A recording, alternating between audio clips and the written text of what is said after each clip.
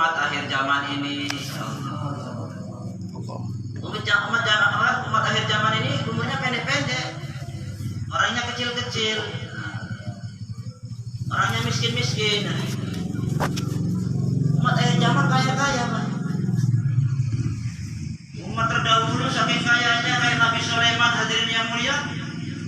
Rajanya megah, bala tentaranya dari golongan jin, setan, manusia, hewan. Allah. Begitu kayanya, saking kayanya, ya Allah izinkanlah aku ya Allah untuk memberi makan ikan-ikan pada hari ini. Ya Allah, saking kayanya, Pak. Mau menghikmat ikan-ikan yang di lautan, izinkan aku ya Allah. Nanti kamu tak sanggup, wahai Sulaiman. Sanggup ya Allah. Bala tentaranya banyak. Sehingga ceritanya dikumpulkan, makanan diizinkan sama Allah Subhanahu wa Ta'ala. Sampai satu gunung. Oh, ini udah kayaknya kalau ditengok ini ikan yang di laut ini kenyang semua ini, kata Nabi Sulaiman. Kayaknya hari ini insya Allah lah kenyang semua ini kan. Itulah ibarat. Dengan gagahnya Nabi Sulaiman, dengan cobanya berjalan. Mau kupanggil ikan-ikan. Ya Allah, udah bisa kupanggil ikan sekarang. Udah panggil. Ikan, makan kau hari ini. Datang satu ikan, Pak. Besar kali, Pak. Allah. Ikan apa namanya? Ikan nun. Sebesar apa tuh, Pak? Sekali menyantap habis dari mulai. Satu ikan baru yang datang udah habis ya, Pak. Ini ikan teri belum datang ini. Baru satu ikan nun yang datang. Makanan satu gunung udah habis, Pak. Allah. Wahai Nabi Sulaiman, biasanya aku ini setiap hari 3 kali ini, wahai Nabi Sulaiman. Asbab kamu memberikan aku makan, aku masih lapar. Allah. Disiarkan. Tetapi jamaah yang menghargainya Allah Subhanahu wa Ta'ala, itulah kekayaan umat terdahulu. Sahabat Nabi pun kaya-kaya. Bayangkan, Pak. Saking kayanya sahabat Nabi ini, dari Mekah sampai ke Madinah, ini kudanya kalau dibariskan nyampe, Pak. Sahabat Nabi. Allah. Tetapi jamaah yang menghargainya Allah Subhanahu wa Ta'ala, inilah sayangnya Allah Subhanahu wa Ta'ala daripada umat-umat terdahulu. Umat akhir zaman ini masuk surga terlebih dahulu. Allah. Padahal kalau ditengok Pak, amalan umat akhir zaman ini apa ya, Pak? Kenapa kok umat akhir zaman ini bisa dimuliakan seperti ini?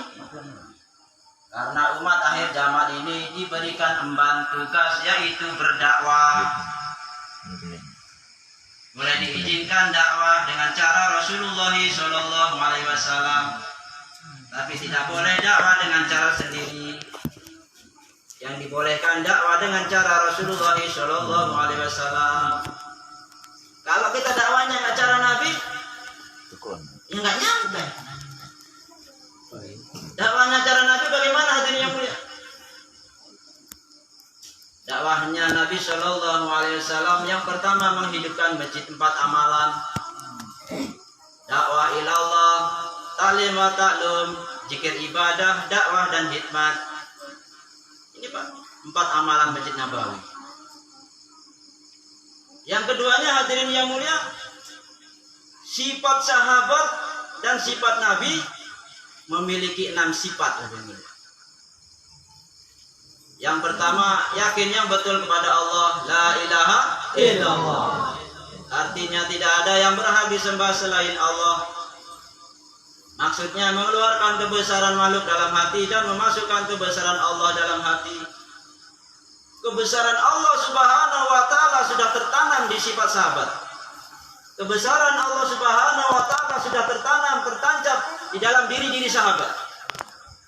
Sehingga hadirin yang mulia, sudah tertanam kebesaran Allah di dalam diri-diri sahabat ini, sehingga apabila sahabat mengucapkan la ilaha illallah, musuh pun bergetar denganmu. Subhanallah. Kata Allah Subhanahu wa taala, "Intan surullah yang surukum wa yusabit adamakum." Karena sahabat ini sudah membantu agama Allah, maka Allah bantu dia. Allah kukuhkan langkah-langkahnya di depan musuh dan Allah tunjukkan jalan-jalan kepada para sahabat. Qul hazihi sabili adu ilallah ala basiratin ana wa man ittaba'ani.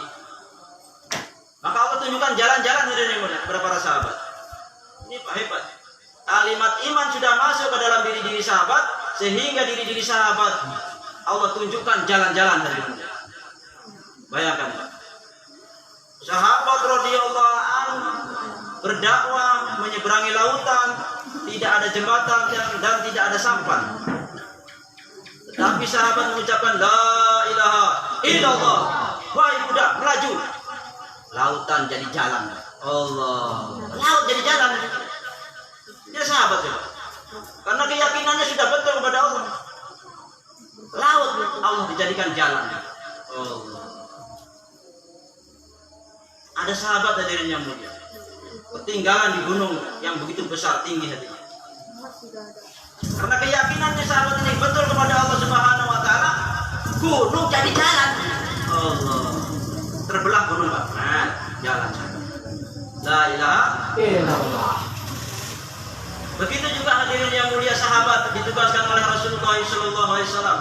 Wahai sahabat, kamu jumpai Raja Persia, suruh dia memeluk Islam. Siap ya Rasulullah. Makan dengan sendiri hadirin. Dia tidak memandang siapa saya. Yang dia pandang, saya berangkat ditugaskan oleh Rasulullah SAW. Badannya krempeng, rambutnya kusut, kudanya mencret, kurus lagi hadirin. Berangkat ke istana.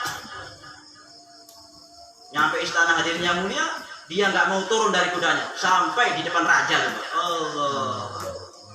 Kalau kita mana berani dakwah langsung depan rajanya, naik kuda Pak, nggak mau turun. Allah. Masuk ke istana. Depan raja, turun dia, ditusukkan tongkat tadi, kena bantal guling. Bantal gulingnya, kapunya pun berterbangan. Tentara-tentara udah ini Pak, udah bengis nengoknya, ini tombak aja nih. Jangan kata raja.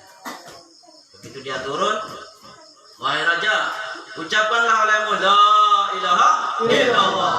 Bergetar Pak istana. Allah.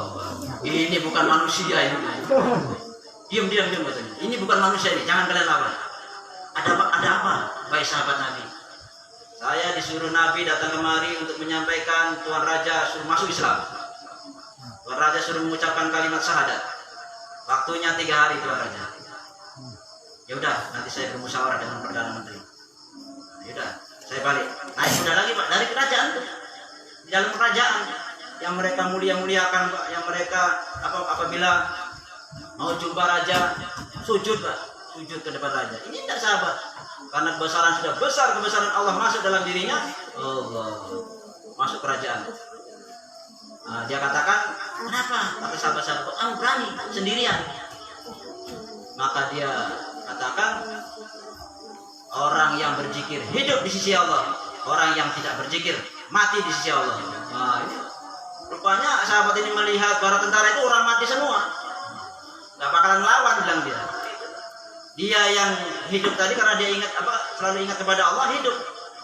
La ilaha illallah. Maka jamaah maghrib yang mengharapkan Allah Subhanahu wa taala, itulah kemuliaan umat akhir zaman ini dakwah. Kalau kita ini umat akhir zaman ini nggak mau dakwah, ya ketinggalan jauh Pak. Jauh ketinggalan. Kalau kita ini nggak mau dakwah. Dakwah mana? Dakwah Rasulullah SAW. Dakwah seperti kita ini. Dakwah jamaah tabligh ini bukan jamaah baru, tapi jamaah yang dulu. Kata alim ulama, betul, metode dakwah itu kan masing-masing, betul. Tetapi setelah masing-masing ini sesungguhnya dulunya ini cutinya, cuti.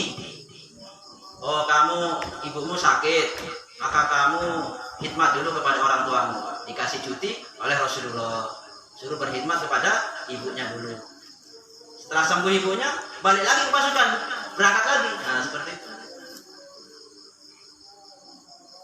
Ada orang, ya Rasulullah, saya minta dikirimkan ke suatu kampung untuk mengajari membaca Al-Quran.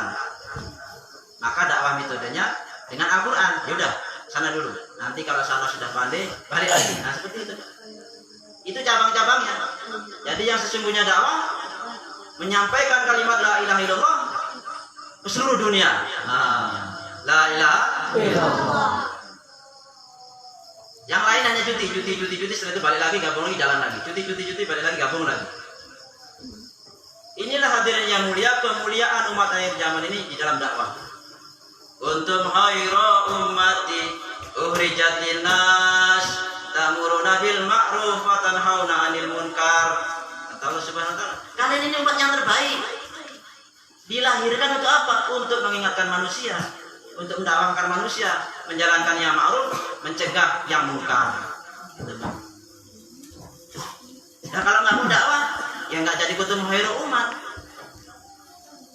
Masih umat yang belum terbaik. Maka masuk nanti dengan Allah Subhanahu wa taala, ya banyak lagi pertanyaan. Karena kita nggak ngikutin prosedur umat akhir zaman. Prosedur umat akhir zaman untuk khairu umat yang terbaik. Semua nabi-nabi pun ada hadirin. Nabi pangkatnya Sallallahu alaihi wasallam, para malaikat sallallahu alaihi wasallam, nabi besar kita Muhammad sallallahu alaihi wasallam. Sahabat-sahabat radhiyallahu anhu, semua sahabat Pak dapat gelar radhiyallahu anhu, ridhonya Allah. Coba bayangkan. 124.000 ridho Allah kepada mereka. Allah. Tabiin pada gelar rahmatullah alaihi. Nah, kita ini siapa gelar kita? Gelar kita kuntum khairu umat, gelar kita dakwah. Dakwah dengan cara ulama-ulama kita yang sudah diarah-arahan, yang sudah diberikan arahan. Tidak ada lagi kerja yang mulia umat akhir zaman ini selain dakwah. Kalau kita sudah ambil usaha dakwah, hadirin yang mulia, maka hidup kita akan mendapatkan tenang, senang, damai, tentram. Karena rezeki kita sudah paham rezeki kita Allah yang ngasih. Di dalam Al-Quran hadirin yang mulia ada satu surat hadirin yang mulia nggak pakai bismillah. Orang yang habis paham udah tahu. Ada satu Al-Quran yang tidak ada surat bismillahnya. Kemana bismillahnya ini hadirin yang mulia? Bismillahnya dipakai dakwah Pak rupanya. Siapa yang memakai dakwah hadirin yang mulia? Nabi Sulaiman alaihissalam. Wa innahu min Sulaimana wa innahu bismillahirrahmanirrahim wa la ta'lu alayya wa'tuni muslimin. Bismillah dipakai oleh Nabi Sulaiman untuk mendakwahkan Ratu Bilqis untuk memeluk Islam. La ilaha illallah. Rela surat At-Taubah hadirin yang mulia nggak pakai bismillah. Allah. Saking tingginya dakwahnya. Kalau Bapak nyari bismillah di surat At-Taubah nggak dapat. Bahkan kita baca surat At-Taubah nggak pakai bismillah boleh Ustaz kan? Ya kan gitu Ustaz, nggak pakai bismillah. Surat Taubah. Maka jamaah yang menghargai Allah Subhanahu wa taala, yang dakwah ini kok kita? Bukan kita dia hadirin yang mulia. Allah pun dakwah. Wahai manusia yang beriman, masuklah ke Darussalam kata Allah. Masuklah ke negeri keselamatan, masuklah kamu ke dalam surga. Dakwah Allah. Bahkan Allah katakan Bismillahirrahmanirrahim. Sebutlah dengan namaku kata Allah yang maha pengasih lagi maha penyayang. Dakwah Allah. Tapi jamaah yang menghargai Allah Subhanahu wa taala bukan berarti Allah ini Allah lemah dong, agamanya minta didakwahkan. Kadang-kadang seperti itu Pak orang-orang. Allah bisa bilang membuat orang ini Islam semua. Kenapa harus kita bantu? Inilah pemikiran-pemikiran yang salah. Allah bukan minta bantuan kepada kita, tetapi Allah menawarkan kepada kita. Mau nggak? Mau nggak kamu ini kerja dakwah? Biar mudah kamu menyelamatkan anak dan istrimu. Ya ayyuhalladzina amanu qu anfusakum wa ahlikum nar. Jagalah dirimu dan keluargamu dari azab yang pedih. Apa azab yang pedih? Api neraka. Jadi cara menyelamatkan keluarga kita ini bagaimana caranya? Maka kata Allah Subhanahu wa taala, ya ayyuhalladzina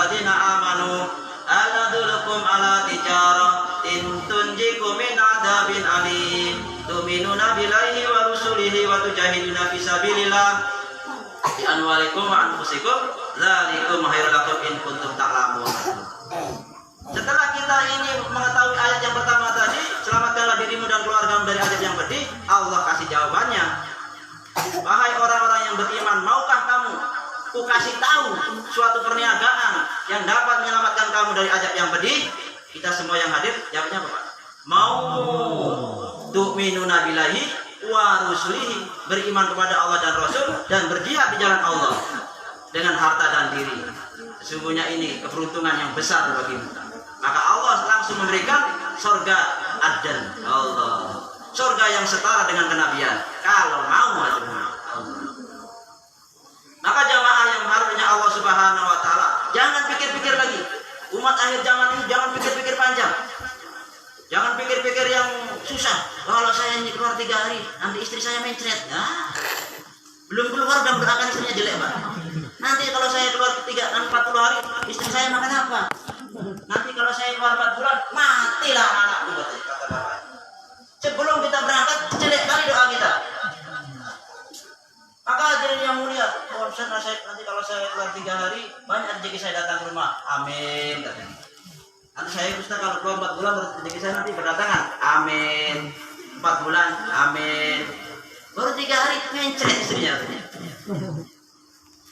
Maka jamaah yang mengharap kepadanya Allah Subhanahu wa taala, Allah katakan intan surah yang suruhkum wa yusabit adamakum. Barang siapa yang membantu agama Allah, akan Allah bantu. Kalau perkara makan ini mudah, dirimu. Allah kasih perkara makan ini mudah. Sampai-sampai ini surat ini pernah dikatakan kepada Nabi Musa alaihissalam. Nabi Musa alaihissalam hadirin yang mulia bulan madu. Setelah dia nikah bulan madu. Mungkin setelah berapa bulan kemudian bulan madu, jalan-jalannya bukan ke pantai, Pak.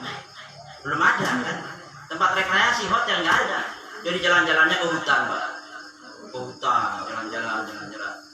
Pas malam menjelang malam tiba, Nabi Musa ini melihat api. Maka Dek, kamu di sini dulu ya, Dek. Abang mau nyari api atas gunung. Itu apinya udah ada. Oh ya Bang, jangan lama-lama ya Bang, ya. Insya Allah, Dek. Berangkat dia dirinya ke gunung, jalan kaki, Pak. Nyampe di gunung, wahai Musa, ada suara. Tanggalkan sendalmu dan kemarilah mendekat. Rupanya seruan Allah hadirin yang mulia. Wahai Nabi Musa, aku ini adalah Allah. Tidak ada yang berhak disembah selain Allah. Apa yang kau bawa ini? Rupanya Nabi Musa bawa tongkat, Pak. Ini tongkat tuh, Pak. Ini tongkatnya Nabi Musa ini hebat, Pak. Ini tongkatnya.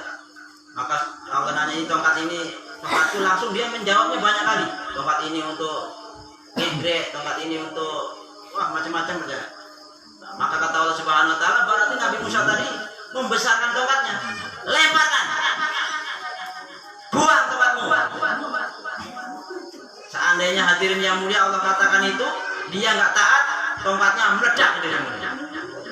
Kalau dia enak aja. Siapa kau? Nah, gitu. Kalau dia ngomong gitu aja meledak tongkatnya gitu. Karena dia tahu ini Allah memerintahkan tongkat ini untuk dibuat campakan. Buang, meledak gitu. Jadi ular yang besar. Kalau enggak jadi bom, hancur badannya. Ini jadi ular besar. Kejarnya Nabi Musa tadi. Lari sana, wah. Kejar ular, apa takutnya? Besar ularnya. Kecapean dia, mundur-mundur sampai nggak bisa lari lagi. Maka kata Allah, pegang. Apanya ya Allah? Nggak nanya dia. Pegang kepalanya, jadi tongkat lagi. Maka langsung dia dapat tugas dakwah hadirin Allah. Lagi pengantin baru itu bawah hadirin. Ini Nabi Musa alaihissalam disuruh berdakwah ke Raja Fir'aun laknatu alaihi. Langsung dia katakan, ya Allah nanti istri saya makan apa? Nah kan gitu deh. Istri saya nanti makan apa ya Allah? Maka ambil batu, pukul, wah pecah. Hebat tongkatnya nih, batu pun bisa pecah. Pukul lagi. Dikisahkan itu sampai 7 kali. Ternyata di situ lagi ada ulat makan daun yang hijau. La ilaha illallah. Atau aku puasa memberikan rezeki kata Allah. Itu tengok. Di dalam batu yang keras ada ulat makan dedaunan yang hijau. Allah. Sudah Pak. Gak ada kata-kata ya Allah kalau gitu saya turun dulu lah ke bawah ini istri saya nih. Gak ada yang gak ada. Tinggalkan. Allah. Tinggalkan. Gak dikisahkan lagi di situ. Nabi Musa turun bikin rumah, ngiling gandum, udah selesai semua, ditaruhin semua sembakonya semua, sembilan bahan pokoknya semua. Setelah itu dia berangkatnya ada Pak. Di situ langsung dia berangkat. Coba. Ngeri nggak nih kalau para nabi Pak? Kalau kita nggak mau berangkat 4 bulan, 1 bulan atau 2 bulan kemudian kita sudah beritahu. Bulan 2 abang berangkat. 4 bulan. Dikasih tahu. Nabi Musa enggak langsung dia berangkat.